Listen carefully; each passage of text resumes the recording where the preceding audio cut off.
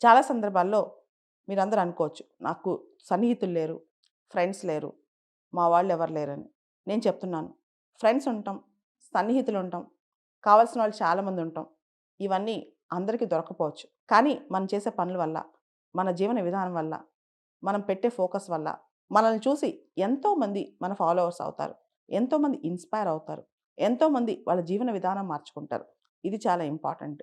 అంతేగాని ఏదో ఆందోళన మనసులో పెట్టుకొని, నాకు అన్యాయం జరిగింది ఫీల్ అవుతూ లైఫ్‌లో బాధపడుతూ పోతే గనక, ఆ క్షణాలు, ఆ రోజులు, ఆ జీవితం అలానే అయిపోద్ది. మనందరికి తెలుసు జీవితం చాలా చిన్నది.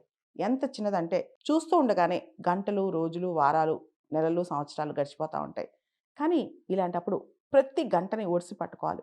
ప్రతి క్షణాన్ని ఆపి పట్టుకోవాలి. ఆ క్షణంలో, ఆ రోజులో మన ముద్ర వేయగలగాలి. అప్పుడు ఆటోమేటిక్‌గా ప్రపంచం మొత్తం మన చుట్టూ తిరుగుతా ఉంటదనమాట. మనం ఎప్పుడు దేన్ని, ఎవరిని చేజ్ చేయకూడదు. అన్నీ మన దగ్గరికి రావాలి. అంటే మన జీవన విధానం, మన లైఫ్ స్టైల్ మార్చుకోవాలి. మన ఆలోచన తీరు మార్చుకోవాలి. దీనికి మనం పెద్ద పెద్దగా ఆలోచించాల్సిన అవసరం లేదు. అదృష్టం కలిసి రావాల్సిన అవసరం అంతకంటే లేదు.